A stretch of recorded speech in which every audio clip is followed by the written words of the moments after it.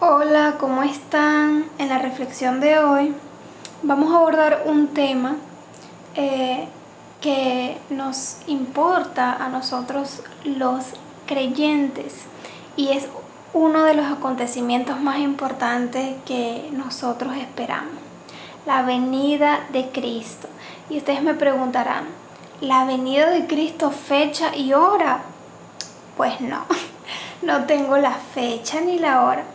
Pero sí una reflexión muy importante que tiene que ver con este acontecimiento tan esperado por nosotros los creyentes. Y es una vista panorámica, una vista bien sencilla. Y vamos a ver algunas características que podemos entender que pueden acontecer o determinar las señales de este tiempo, de la segunda venida de nuestro Señor. No sabemos cuándo Jesús va a volver por sus hijos. Muchos afirman saberlo, cuándo vendrá.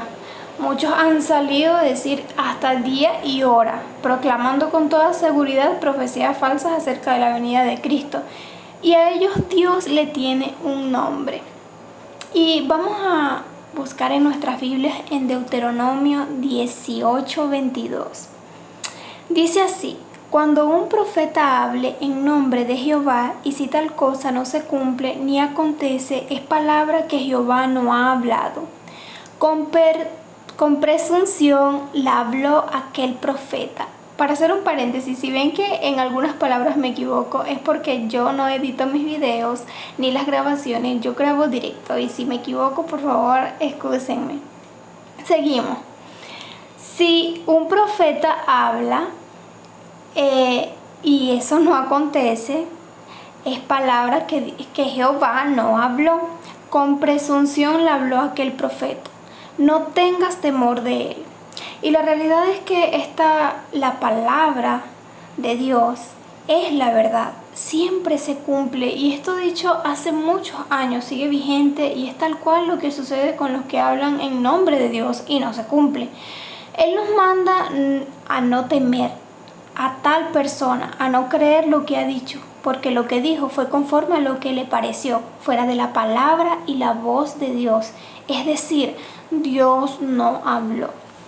Pero ¿qué dice la Escritura acerca de este acontecimiento tan importante, esperado y anunciado desde hace mucho tiempo, y que todos los creyentes estamos llamados a seguir proclamando que Cristo viene y vendrá?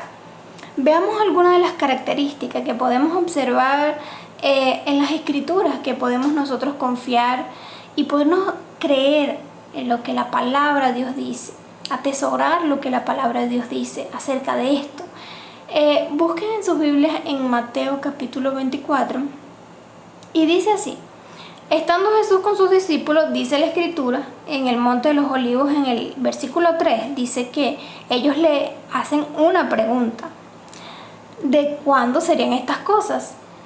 Y para darles un poco de contexto, Jesús en el versículo 1 les había profetizado acerca del templo. Recuerden, Jesús les dijo que no quedaría piedra sobre piedra que no fuese derribada.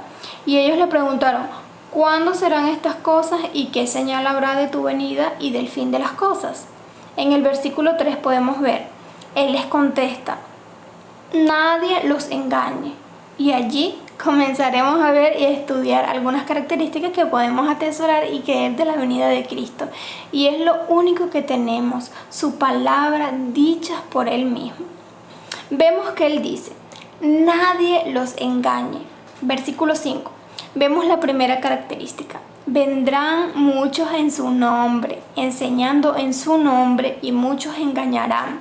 Segunda característica: habrán guerras. Se escucharán rumores de guerras.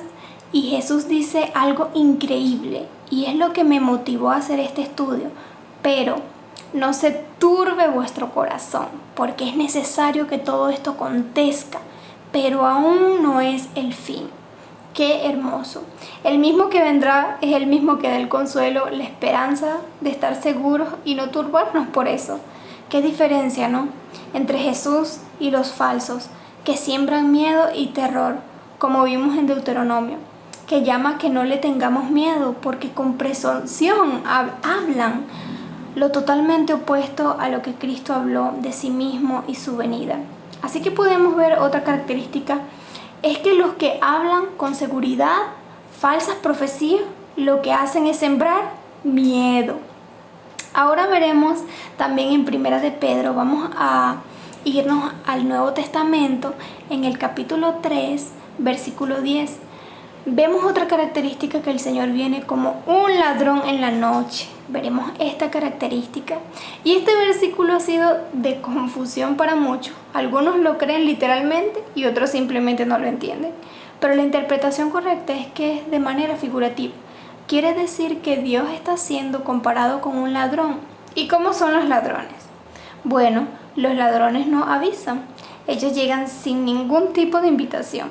En Mateo 24:43 dice que si nosotros los dueños de nuestras casas supiéramos cuándo vendría el ladrón, no estaríamos ya listos. Ahora, te invito a buscar tu Biblia y me acompañas a leer en Primera de Tesalonicenses capítulo 5 desde el versículo 2 al 12. Porque vosotros sabéis perfectamente que el día del Señor vendrá así como ladrón en la noche, que cuando digan paz y seguridad, entonces vendrá sobre ellos destrucción repentina, como los dolores a la mujer encinta, y no escaparán.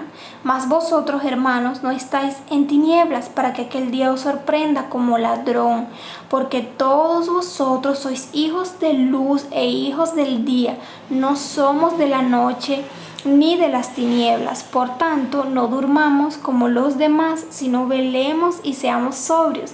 Pues los que duermen de noche duermen, y los que se embriagan de noche se embriagan. Pero nosotros, que somos del día, seamos sobrios, habiéndonos vestidos con la coraza de fe y de amor, y con la esperanza de salvación como yelmo. Porque no nos ha puesto Dios para ira, sino para alcanzar salvación por medio de nuestro Señor Jesucristo, quien murió por nosotros, para que ya sea que velemos o que durmamos, vivamos juntamente con Él. ¡Qué increíble! Entonces, esto quiere decir que para los hijos de Dios, este día no está como un ladrón. Este día no nos sorprenderá como nosotros.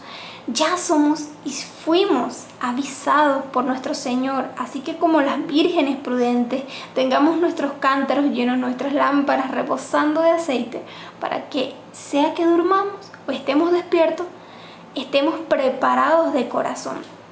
Y con este versículo termino. Les dije que es una reflexión muy corta y es con el cual permanece nuestro fundamento, con este versículo, y que nos consuela, y es el cual muchos prestamos atención. No que los otros no sean importantes, y sé, hermanos, que hay muchas otras características y señales en toda la Escritura para poder no predecir, pero sí entender que se acerca la venida de Cristo. Pero esta es mi reflexión particular. Entonces sé, queridos hermanos, que hay mucha tela que cortar, hay muchos estudios increíbles sobre la venida de Cristo y muchos comentarios, pero esta es mi reflexión de lo que sé y lo que el Señor me ha hablado a mí. Volvamos a Mateo 24, en el versículo 14.